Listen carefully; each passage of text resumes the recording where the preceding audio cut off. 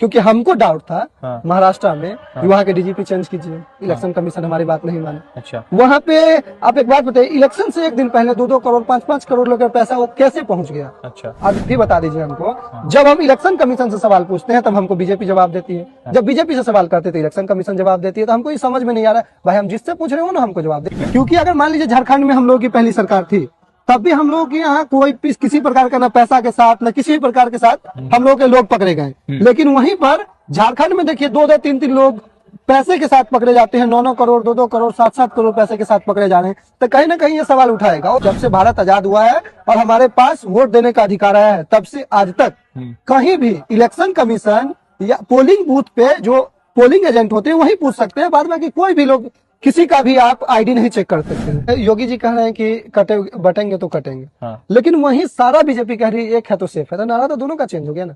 इसका मतलब ये माना जाए कि आदित्यनाथ योगी का बात नहीं सुना जा रहा है बीजेपी में। मगर जय हिंद दोस्तों, मेरा नाम है रजा अंसारी। द इंडियन खबर पर आपका स्वागत है। महाराष्ट्र का रिजल्ट आ चुका है और महाराष्ट्र के रिजल्ट ने पूरे देश को चौंका दिया है, क्योंकि ऐसा रिजल्ट आया जिसकी उम्मीद भाजपा खुद भी नहीं कर रही थी। भारतीय जनता पार्टी 230 प्लस हो चुकी है। भारतीय जनता पार्टी प्लस जो है 230 भोग चुकी है और इस तरफ जो है कांग्रेस 50 पर जो है थम गई है। तो दूसरी तरफ जो है झारखंड का रिजल्ट, हेमंत सोरेन का जो रिजल्ट आया वो दूसरी मर्तबा जो है मुख्यमंत्री बनने के कगार पर है, राह पर चल रहा है। सवाल महत्वपूर्ण ये है कि कई एक ईवीएम सामने आया जिस ईवीएम में पूरे दिन काउंटिंग होने के बाद 99% का जो है बैटरी रह गया है। और तीसरा महत्वपूर्ण चीज ये है कि स्वरा भास्कर के हस्बैंड पति फहद के जो है जिस तरह से हार हुई उसमें भी कई सारा सवाल उठ गए। पहला सवाल यह है कि क्या भारतीय जनता पार्टी को मालूम था कि झारखंड वो हार रही है और महाराष्ट्र जीत सकती है, क्योंकि बहुत सारे मैकेनिज्म है। मेरे साथ सुंदरम पाठक है, बिहार प्रदेश कांग्रेस के प्रवक्ता है, यूथ कांग्रेस से जुड़े हुए। सुंदरम, पहला सवाल यह है कि अब तो कम से कम आप लोग ईवीएम पर जो है मतलब थोपड़ा नहीं फोड़ने वाले हैं, ईवीएम के ऊपर तो आप लोग सवाल नहीं उठाने वाले। ऐसा तो है कि आप इस रिजल्ट से निश्चिंत है, खुश हैं? देखिए, ईवीएम का जब भी आपने एक प्रश्न में एक बात किया है, जो 98% के बाद 99% ईवीएम चार्ज रह चुका है। हाँ। ये कहीं ना कहीं एक क्वेश्चन उठा रहा है। और दूसरी तरफ आप देख लीजिए, इलेक्शन एक ईवीएम ही नहीं, बहुत तरीके के पैतरे हैं। ठीक है। क्योंकि अगर मान लीजिए झारखंड में हम लोग की पहली सरकार थी, तब भी हम लोग के यहाँ कोई किसी प्रकार का न पैसा के साथ न किसी भी प्रकार के साथ हम लोग के लोग पकड़े गए। लेकिन वहीं पर झारखंड में देखिए 2-2 3-3 लोग पैसे के साथ पकड़े जाते हैं, 9-9 करोड़ 2-2 करोड़ 7-7 करोड़ पैसे के साथ पकड़े जा रहे हैं। तो कहीं ना कहीं ये सवाल उठाएगा, वो भी इलेक्शन से एक दिन पहले। और इलेक्शन कमीशन सिर्फ उनके ऊपर एफआईआर कर रही है। पूर्व इलेक्शन कमीशन के चीफ रह चुके हैं, वो बोल रहे थे कि आपको हाँ, उनको वो लग रहा था कि गलत है, तो आप वहाँ के जनता वीडियो बनाकर हमें भेजे। तो भैया एक बात बताइए, उत्तर प्रदेश की आप घटना देखे होंगे, जो पुलिस बैरिकेड लगा के लोगों को रोक के पूछ रही है। आज तक के, जब से भारत आजाद हुआ है और हमारे पास वोट देने का अधिकार आया है, तब से आज तक कहीं भी इलेक्शन कमीशन या पोलिंग बूथ पे जो पोलिंग एजेंट होते हैं वही पूछ सकते हैं, बाद बाकी कोई भी लोग किसी का भी आप आईडी नहीं चेक कर सकते हैं। लेकिन वहाँ पुलिस वाले पिस्टन तान के कहते हैं कि आपको वोट नहीं डालने देंगे। तो ये क्या आपको लग रहा है कि लोकतंत्र अभी भी जो हमारा लोकतंत्र होना चाहिए वो है? तो मतलब कि प्रधानमंत्री का एक है तो सेफ है, सत्य साबित हुआ ना कि हिंदुओं को लेकर वो कह रहे हैं कि एक है सेफ है, आप टीका विका लगाए हुए। तो आप लोग तो भाजपा के खिलाफ है, मगर क्या जो नारा दिया कि एक है सेफ है, तो वो तो सत्य साबित हुआ ना। जनता के लिए एक सेफ नहीं है, वो अडानी के लिए सेफ है। मोडानी और अडानी एक है तो सेफ है। अच्छा, लेकिन जनता के लिए एक सेफ नहीं है ना। अब जनता उसी उत्तर प्रदेश में देख लीजिए, युवा रोजगार मांग रहा है, एक होकर तो उस पर लाठियां चलवा रही है। जनता अपने हक के लिए वोट देने जा रहे हैं तो उसको पुलिस वाला बंदूक लेके तानना है। तो फिर एक है तो सेफ कहाँ है? वो सिर्फ और सिर्फ वो जनता के लिए नहीं, वो मोडानी और अडानी के लिए है। कि जो मोदी और अडानी है बस वो दोनों सेफ है।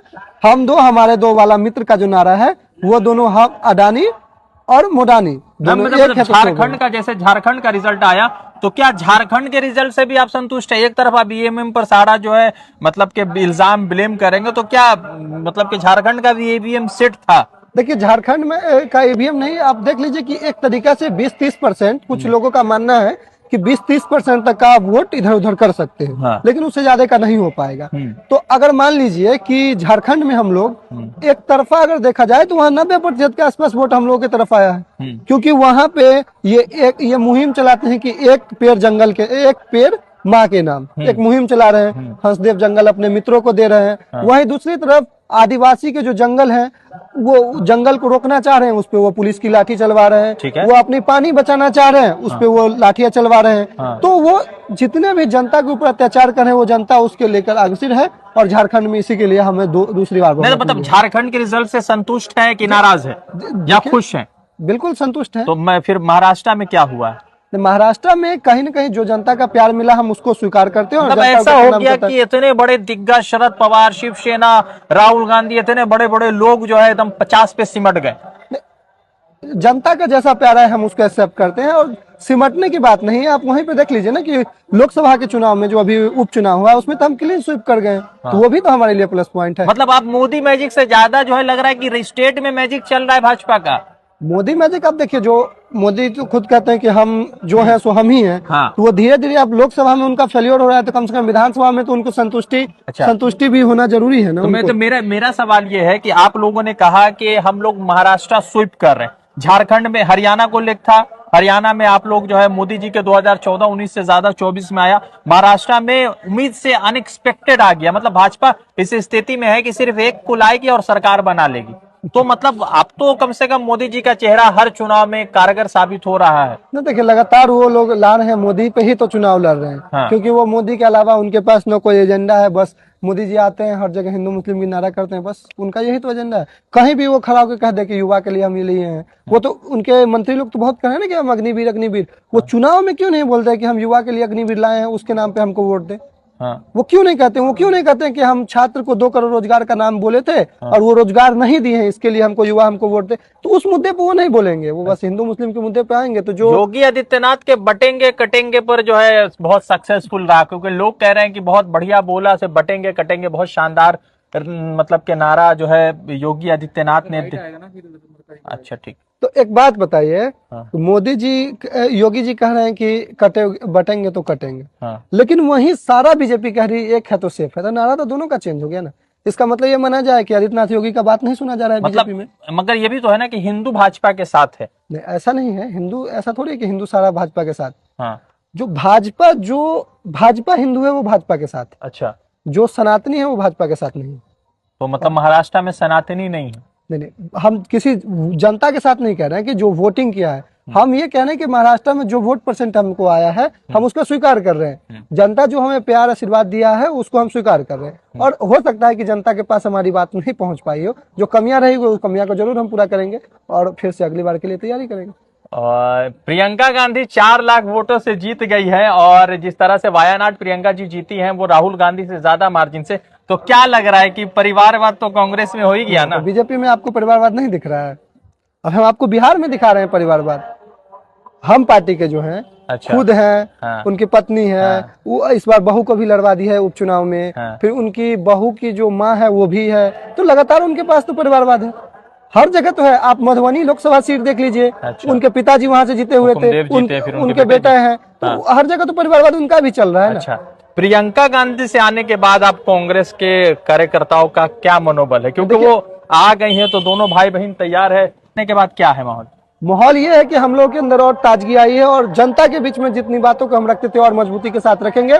और जनता को ये जो गोलीबंदी की सरकार चल रही है कि मित्र सिर्फ और मित्र बाकी सब कुछ नहीं, तो मित्र वाला सिस्टम खत्म करेंगे और जनता के हक को आज तक जैसे ये ला रहे हैं वैसे भी लाएंगे। अच्छा। महाराष्ट्र में हो क्या गया?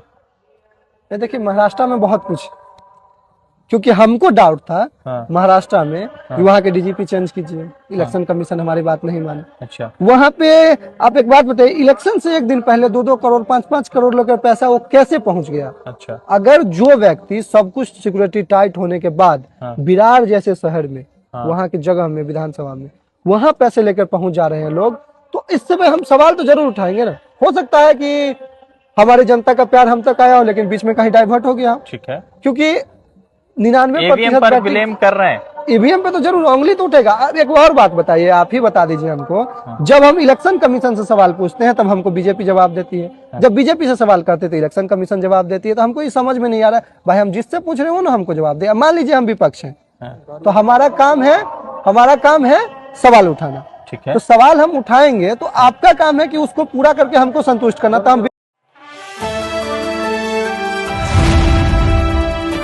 द इंडियन खबर, सच आपके सामने।